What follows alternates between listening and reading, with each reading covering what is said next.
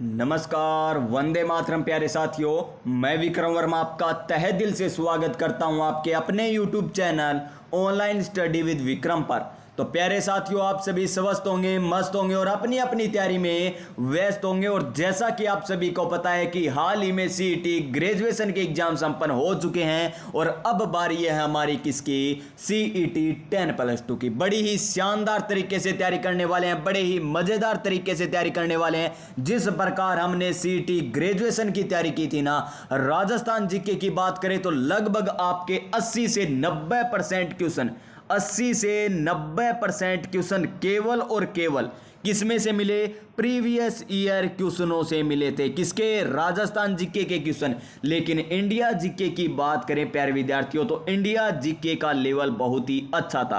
अब कोई भी कह दीजिए 80 से 90% हर कोचिंग के मिले हैं, वो भी राजस्थान जीके के। लेकिन इंडिया जीके की बात करें तो लगभग कोचिंगों का औसतन रहा होगा तो 70 से 80%। हालांकि हमने इंडिया जीके नहीं करवाया था आपको, फिर भी प्यारे विद्यार्थियों अब की बार है ना आपको इसमें समान पात्रता परीक्षा कौन सी, सीनियर सेकेंडरी स्तर। इसमें पहले तो आपको सिलेबस के बारे में बताया जाएगा आज की क्लास में कि आपको इंडियन हिस्ट्री पढ़नी है या नहीं पढ़नी, सिलेबस में दे रखा है या नहीं दे रखा। पहले तो ये देखिए कि इंडियन हिस्ट्री दे रखी है या नहीं दे रखी। आप इंडियन हिस्ट्री रट लोगे और वहां पर आपको एक भी क्वेश्चन ना मिले। तो पहले आप सबसे पहले सिलेबस को देखिए कि हमें कौन कौन से सब्जेक्ट पर ज्यादा फोकस करना है। जिस प्रकार वहां पर तो मैथ के कितने टॉपिक थे, केवल मात्र 6 टॉपिक थे। लेकिन यहां पर मैथ का वेटेज बढ़ जाता है, साइंस का वेटेज बढ़ जाता है। यानी किस प्रकार वेटेज किसका ज्यादा है, कौन से सब्जेक्ट का ज्यादा है, यह हमें किस प्रकार पता चलेगा, सिलेबस के माध्यम से पता चलेगा।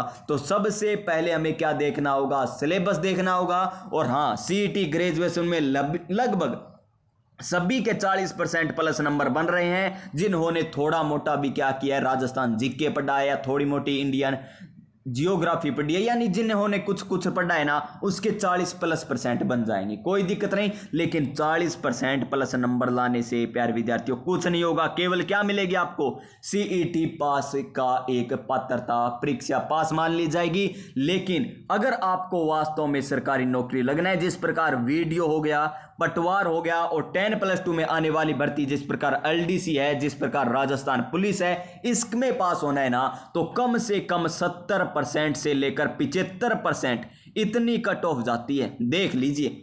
अब अगर आप 40% के लिए तैयारी कर रहे हो ना, तो छोड़ दीजिए तैयारी अभी भी, क्योंकि 40% अगर सोचकर तैयारी कर रहे हो तो मतलब आप बहुत ही कम पढ़ रहे हो। आपका सिलेक्शन आगे जाकर नहीं होगा, न तो वीडियो में, नहीं पटवार में, नहीं राजस्थान पुलिस में। अब आप पढ़िए कि हमें तो सीईटी में टॉपर ही रहना है। हमारी लाइब्रेरी में टॉपर किनको रहना, हमको रहना है। हमारे गांव में टॉपर किनको रहना, जी श्रीमान हमको रहना। तभी हमारा वीडियो और पटवार और राजस्थान पुलिस, एलडीसी इस प्रकार के एग्जाम क्लियर हो पाएंगे, अन्यथा नहीं हो पाएंगे। ये बात एकदम सत्य है। जिसको बुरी लगी हो प्यारे विद्यार्थियों, वो यहां से छोड़कर क्लास को जा सकता है, क्योंकि मुझे पता है कमेंट करोगे कि सर आप तो ज्ञान देने चले गए, आपको पता नहीं 70% आते किस प्रकार है, पहले एग्जाम हॉल में बैठकर तो देखिए। इस प्रकार कमेंट आते हैं, मुझे पता है, आने दीजिए प्यारे साथियों। लेकिन एकदम बात मैंने सही कही है, क्योंकि जो एग्जाम हॉल में बैठा होता है ना, यह बात सत्य है, एग्जाम हॉल में आसान ही क्वेश्चन गलत होता है। जिस प्रकार हाल ही में सीईटी ग्रेजुएशन का एग्जाम हुआ है, सभी को लग रहा है कि कौन सी शिफ्ट हार्ड आई है, केवल मेरी वाली शिफ्ट हार्ड आई है और कोई मतलब नहीं। मेरी शिफ्ट सबसे ज्यादा हार्ड थी। पहली शिफ्ट वाले कहेंगे कि हमारी शिफ्ट सबसे हार्ड, दूसरी वाले हमारी शिफ्ट सबसे हार्ड, तीसरी वाले सबसे हार्ड तो हारली थी, यानी चौथे वाले तो क्या कहेंगे लास्ट में, अधीनस्थ बोर्ड तो पहला 16 क्वेश्चन पूछ लिया, लास्ट में बचा नहीं जो बहुत ही गहराई से निकाल कर लाए हमारी शिफ्ट में, यानी चौथी शिफ्ट तो सबसे मुश्किल आई थी। इस प्रकार कहते हैं हर विद्यार्थी की यही एक पहचान, अपना पेपर तो मुश्किल लगता ही है और लगता है प्यारे विद्यार्थियों, क्योंकि एग्जाम हॉल में बनेश्वर धाम भी कहां पर कर दिया जाता है, बांसवाड़ा में कर दिया जाता है। थार पार का नस्ल भी किसकी कर दी जाती है, भेड़ की कर दी जाती है। इस प्रकार के क्वेश्चन गलत हो जाते हैं एग्जाम हॉल में, लेकिन बाहर वो क्वेश्चन इजी लगते हैं। क्यों लगते हैं इजी, क्योंकि आंसर की देखते हैं, हाँ पहला क्या सोचा आप, भेड़ कौन सी है, सही है, भैंस ही आओगी इसकी नस्ल, बिल्कुल है, गाय आओगी इसकी नस्ल, बिल्कुल सही है, क्योंकि आपने पहला गलत है, लेकिन एकदम ऑप्शन सही दिखते ही आप क्या कर दें, हाँ वो सही है ऑप्शन। यानी इस प्रकार हमारी प्रतिक्रिया होती है। तो देख लीजिए, सबसे पहले हम बात करेंगे समान पात्रता परीक्षा सीनियर सेकेंडरी स्तर का पाठ्यक्रम, किस प्रकार पाठ्यक्रम है, कौन सा सब्जेक्ट आपको ज्यादा पढ़ना होगा। तो देख लीजिए, वही समय वही क्वेश्चन, उसी प्रकार क्वेश्चन पूछे जाएंगे क्या, नहीं पूछे जाएंगे। देखिए, प्रश्नों की संख्या 150 और ग्रेजुएशन में कितने आए थे, 150, यानी बिल्कुल सही है, 150 इसके आएंगे और 300 अंक का होगा, 3 घंटे का आपको समय मिलेगा। और इसमें देख लीजिए क्या क्या आने वाला है, राजस्थान का इतिहास, जिस प्रकार राजस्थान का इतिहास बहुत ही कम पूछा गया था सीईटी ग्रेजुएशन में, कला संस्कृति साहित्य परंपरा विरासत भारतीय हो, राजस्थान का भूगोल, राजस्थान पर विशेष बल के साथ भारतीय राजनीतिक व्यवस्था, राजस्थान की अर्थव्यवस्था, दैनिक विज्ञान, तार्किक विवेचन एवं मानसिक योग्यता, सामान्य हिंदी, जनरल इंग्लिश, कंप्यूटर का ज्ञान और समसामयिक घटनाएं। और सभी प्रश्न क्या होंगे, बहुविकल्पीय होंगे, सभी प्रश्नों का अंक समान होगा, कोई नेगेटिव मार्किंग नहीं रहने वाली, सीनियर सेकेंडरी स्तर के प्रश्न होंगे। ये तो इतना था जो पहले पहले कह दिया जाता है, थोड़ा सा विवरण दे दिया हमें। अब आता है पूरा का पूरा पाठ्यक्रम। सबसे पहले हम बात करेंगे राजस्थान का इतिहास, कला संस्कृति में क्या क्या पूछा जाएगा। देखिए, प्राचीन सभ्यता, जिसमें से आपको कालीबंगा पढ़नी है, आहड़ सभ्यता पढ़नी है, गणेशवर, बालाथल और बेराठी, ये सभ्यताएं आपको पढ़नी होगी किसमें, 10+2 एग्जाम में, सीईटी 10+2 एग्जाम में। उसके बाद देखिए नंबर 2 हमारा टॉपिक है राजस्थान के इतिहास की महत्वपूर्ण ऐतिहासिक घटनाएं, प्रमुख राजवंश, यानी सभी राजवंश आगे, मेवाड़ का हो, मारवाड़ का हो, चाहे आमेर का राजवंश हो, उनकी प्रशासनिक एवं राजस्व व्यवस्था, यानी वहां सामंत क्या कार्य करते थे और वहां का चौकीदार क्या कहलाता था, यानी इस प्रकार के क्वेश्चन। सामाजिक एवं सांस्कृतिक आयाम, स्थापत्य कला, किले, स्मारक, चित्रकलाएं और हस्तशिल्प, राजस्थान में स्वतंत्रता आंदोलन, राजनीतिक जनजागरण, प्रजामंडल आंदोलन, ये पूछे जाएंगे। एकीकरण से आएगा क्वेश्चन, लोक भाषा और बोलियां, साहित्य, लोक संगीत, लोक नृत्य, संत कवि योद्धा, लोक देवता, लोक देवियां, मेले त्योहार, रीति रिवाज, वेशभूषा आभूषण, यानी लगभग सभी टॉपिक आ गए राजस्थान का इतिहास और राजस्थान की कला संस्कृति से। तो अभी आपको हौसला नहीं आना है, ये तो अभी एकदम राजस्थान का इतिहास और कला संस्कृति आई है, हौसला बढ़ा लीजिए, रख हौसला, वो मंजर भी आएगा, प्यासे के पास चलकर समंदर भी आएगा, थक कर ना बैठे मंजिल के मुसाफिर, मंजिल भी मिलेगी और मंजिल पाने का मजा भी आएगा। अब देखिए, भारत का भूगोल आएगा या नहीं आएगा, जी श्रीमान भारत का भूगोल आने वाला है, लिख रखा है यहां पर, भारत के भौतिक स्वरूप, पर्वत, पठार, मरुस्थल एवं मैदान, प्रमुख नदियां, बांध, झीलें एवं सागर, वन्य जीव एवं अभ्यारण्य। देखिए, कम सिलेबस है, किससे, सीईटी ग्रेजुएशन से। यहां पर जियोग्राफी कम दे रखी आपको, वहां पर तो झीलें भी दे रखी थी, ऊर्जा संसाधन भी दे रखे थे, उद्योग भी दे रखे थे, यानी ये भी दे रखे थे, लेकिन ये चैप्टर यहां पर नहीं है 10+2 में। राजस्थान का भौतिक स्वरूप, जलवायु, दशाएं, वनस्पति, मृदाएं, नदियां, बांध, झीलें। उसके बाद देखिए, नदियां, बांध, झीलें, राजस्थान के प्राकृतिक संसाधन जैसे खनिज हो गया, वन संपदा टॉपिक, जल संसाधन, पशु संपदा। ये देखिए, राजस्थान के संदर्भ में बात हो रही है, ये खनिज की, इंडिया का नहीं है ये यहाँ पर टॉपिक। वन्य जीव, अभ्यारण्य, संरक्षण, जनसंख्या वृद्धि, घनत्व, साक्षरता, लिंगानुपात, प्रमुख जनजातियां और राजस्थान में पर्यटन। ये तो है राजस्थान और ये है इंडियन जियोग्राफी। देख लीजिए यहाँ पर इंडियन जियोग्राफी कितनी कम हो चुकी है, वहां पर ज्यादा थी, यहां पर कम हो चुकी है। और अब देखिए, महत्वपूर्ण बात, शानदार बात बताने जा रहा हूं, यहां पर आपको इंडियन हिस्ट्री नहीं दे रखी। क्या नहीं दे रखी हमें, इंडियन हिस्ट्री यहां पर बिल्कुल भी नहीं दे रखी। और देखिए, राजस्थान पर विशेष बल के साथ भारतीय राजनीतिक व्यवस्था, जिसमें भारत के संविधान की प्रकृति आ गया, प्रस्तावना, मौलिक अधिकार आ गया, राज्य के नीति निर्देशक तत्व आ गए, मौलिक कर्तव्य आ गया। और राजस्थान के संदर्भ में सभी है, राज्यपाल, मुख्यमंत्री, राजस्थान विधानसभा, उच्च न्यायालय, राजस्थान लोक सेवा आयोग, राज्य निर्वाचन आयोग, राज्य सूचना आयोग, राज्य मानवाधिकार आयोग, राज्य का मुख्य सचिव, जिला प्रशासन और स्थानीय स्वशासन और पंचायती राज, ये हमें पढ़ने होंगे। यहां पर देखिए, इंडियन पॉलिटी के भी क्या हो गए, टॉपिक कम हो गए, किसकी ज्यादा, यहां पर राजस्थान की ज्यादा बात हो रही है। और आगे चलिए, राजस्थान की अर्थव्यवस्था देख लीजिए, एक एक पॉइंट देख लीजिए, क्या कम हो रहा है क्या ज्यादा हो रहा है। यहां पर राजस्थान की अर्थव्यवस्था से सेम के सेम वही टॉपिक है, चारों के चारों।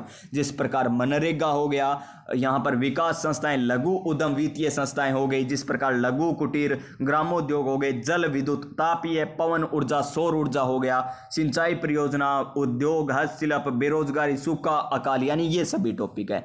उसके बाद देखिए यहां पर इंडियन इकोनॉमिक्स का कहीं पर भी चर्चा नहीं है, यानी न तो इंडियन इकोनॉमिक पूछी जाएगी न ही आपको इंडियन हिस्ट्री पूछी जाएगी।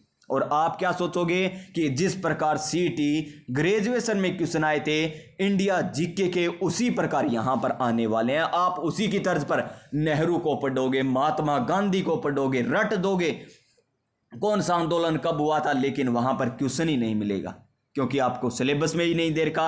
और आगे चलिए, आगे हम बात कर लेते हैं दैनिक विज्ञान। वहां पर देखिए दैनिक विज्ञान कितनी थी और अब देखिए दैनिक विज्ञान कितने टॉपिक है। भौतिक एवं रासायनिक परिवर्तन वही टॉपिक है, धातु, अधातु एवं इनके यौगिक, सामान्य जीवन में प्रयुक्त कुछ महत्वपूर्ण यौगिक, कार्बन के महत्वपूर्ण यौगिक, जिस प्रकार क्लोरोफ्लोरोकार्बन, कार्बन के अपरूप हो गए, फ्रियोन हो गया, सीएनजी हो गया, बहुलक, साबुन एवं अपमार्जक, प्रकाश का परावर्तन एवं इसके नियम, वर्ण विक्षेपण, लेंस के प्रकार, दृष्टि दोष निवारण, ये हो गया। अंतरिक्ष एवं सूचना प्रौद्योगिकी, भारत में अंतरिक्ष अनुसंधान कार्यक्रम और सूचना प्रौद्योगिकी। देखिए साइंस देख लीजिए कितनी ज्यादा हो चुकी है यहां पर। और उसके बाद देखिए यहाँ पर अनुवांशिक के सभी, मेंडल का अनुवांशिक नियम, गुणसूत्र, न्यूक्लिक कम्बल, मनुष्य में लिंग निर्धारण और पर्यावरण अध्ययन भी यहाँ पर पूछा जाएगा। जंतुओं का आर्थिक महत्व, पादपों का आर्थिक महत्व और रक्त समय, ये आपसे पूछा जाएगा। और तार्किक और मानसिक योग्यता की बात करें, यानी मैथ और रीजनिंग देख लीजिए कितनी ज्यादा हो चुकी है। वहां पर वैदिक विधि से वर्ग, घनमूल, वर्गमूल, घनमूल ज्ञात करना नहीं था। उसके बाद देखिए ये भी टॉपिक नहीं था, गुणनखंड, बहुपद के गुणनखंड, समीकरण, दो चरों वाले समीकरण, ये भी नहीं था। उसके बाद ये तो सभी आते हैं, अनुपात, समानुपात, प्रतिशत, लाभ हानि, सांझा नया टॉपिक आ गया, सरल ब्याज, चक्रवृद्धि ब्याज और बट्टा। और ये टॉपिक भी वहां पर नहीं था, एक बिंदु पर बनने वाले कोण एवं रेखाएं, सरल रेखाएं, रेखीय आकृतियां, त्रिभुज की सर्वांग क्षमता, समरूप त्रिभुज, कार्तीय निर्देशांक पद्धति, दो बिंदुओं के मध्य दूरियां, आंतरिक एवं बाह्य विभाजन। और यहां पर क्षेत्रफल, ये तो वही है प्यारे विद्यार्थियों क्षेत्रफल वाली।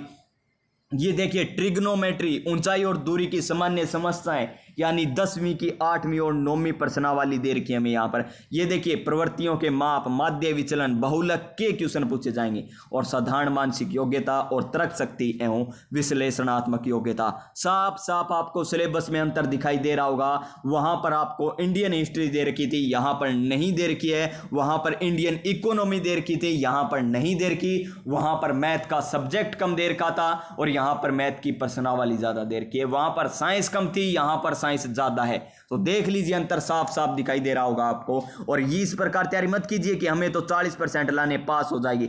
क्या फायदा 40% लाकर, अगर बाद में आपको वीडियो और पटवारी पेपर नहीं निकले तो क्या फायदा है ऐसी तैयारी का। अभी भी तैयारी इस प्रकार कीजिए कि आप 70 से 75% तैयारी कर लीजिए और जब पटवार का एग्जाम आए तब 80+ तैयारी कर लीजिए, यानी 80% प्लस तैयारी कर लीजिए, तभी सिलेक्शन हो गया, अन्यथा नहीं हो पाएगा प्यारे विद्यार्थियों। ये एक सत्य बात कह रहा हूं मैं। और उसके बाद देखिए सामान्य हिंदी, संधि और संधि विच्छेद, सामासिक पदों की रचनाएं, समास विग्रह, उपसर्ग, प्रत्यय। और उसके बाद देखिए पर्यायवाची शब्द, विपरार्थक, विलोम शब्द, अनेकार्थक शब्द, शब्द युगम, संज्ञा, सर्वनाम, विशेषण, अव्यय, क्रिया, शब्द शुद्धि, वाक्य शुद्धि, वाक्यांश के लिए एक सार्थक शब्द, मुहावरे, लोकोक्तियां, अंग्रेजी के परिभाषिक शब्दों के समानार्थक हिंदी शब्द, कार्यालय पत्रों से संबंधित ज्ञान। उसके बाद जनरल इंग्लिश की बात करें, यानी लैंग्वेज की बात करें इंग्लिश की, तो टेंस पूछा जाएगा आपको, एक्टिव पैसिव वॉइस पूछा जाएगा, डायरेक्ट इनडायरेक्ट नरेशन भी आएगा, यानी use of article and determiners, use of preposition, translation of simple sentence from Hindi to English and vice versa. और यहाँ पर देखिए परिभाषिक शब्दावली, टेक्निकल टर्म्स पूछी जाएगी, सिनोनियम, एंटोनियम, वन वर्ड, और यहाँ पर पैसेज आपको दिया जाएगा। और उसके बाद लेटर के बारे में, ऑफिशियल, डेमी ऑफिशियल, करिकुलम्स और करिकुलर्स और नोटिस, इस प्रकार के आपको पूछे जाएंगे। उसके बाद देखिए क्या कह रहा है हमें, कंप्यूटर का ज्ञान। कंप्यूटर के ज्ञान की बात करें या कंप्यूटर के ज्ञान की बात करें तो यहाँ पर कंप्यूटर की पहले सामान्य जानकारी आपको पढ़नी होगी, उसके बाद RAM ROM file system input output device पढ़नी होगी, उसके बाद MS पॉइंट जिसमें MS वर्ड आ गया, एक्सेल आ गया, स्प्रेडशीट आ गई यानी और पावर पॉइंट आ गया, और उसके बाद करंट जीके जिसमें राजस्थान भारत और अंतर्राष्ट्रीय महत्व के महत्वपूर्ण मुद्दे और वर्तमान में चर्चित व्यक्ति और स्थान और संस्थाएं और खेलकूद संबंधी गतिविधियां। इस प्रकार आपसे पूछा जाएगा CET 10+2 में क्वेश्चन। 150 क्वेश्चन आएंगे, कोई नेगेटिव मार्किंग होने नहीं वाली है, आपको सभी क्वेश्चन करने होंगे और 5वां ऑप्शन आपको भरना नहीं है क्योंकि पहले 4 ही ऑप्शन आपको भरने 4 में से, क्योंकि 5वां ऑप्शन तो अनुत्तरित हो जाएगा, फिर आपका वो क्वेश्चन ही नहीं माना जाएगा, वो तो आपका गलत ही होगा, सही नहीं माना जाएगा, तो 5वां आपको भरना ही नहीं है, यानी पहला भर दीजिए, दूसरा भर दीजिए या फिर तीसरा या चौथा, इन चारों में से सभी क्वेश्चन करके आने होते हैं। तो देख लीजिए नेगेटिव मार्किंग है नहीं, और तैयारी इस प्रकार कीजिए, ऐसे नहीं कि 40% लाने ले आएंगे, लेकिन तैयारी इस प्रकार कीजिए कि 70 नहीं 80 नहीं, टॉपर आप हो बस। लाइब्रेरी में हो तो लाइब्रेरी के टॉपर आप, गांव में हो तो गांव के टॉपर आप, शहर में बैठे हो तो शहर के टॉपर आप, यानी इस प्रकार तैयारी कीजिए, तब आपका सिलेक्शन हो जाएगा, कोई रोकने वाला नहीं है प्यारे विद्यार्थियों। फिर सिलेक्शन में तो प्यारे विद्यार्थियों कि रख हौसला, वो मंजर भी आएगा, प्यासे के पास चलकर समंदर भी आएगा, थक कर ना बैठे मंजिल के मुसाफिर, मंजिल भी मिलेगी और मंजिल पाने का मजा भी आएगा। और इसी के साथ एक और सुन लीजिए कि वक्त से लड़कर जो नसीब बदल दे, इंसान वही जो अपनी तकदीर बदल दे।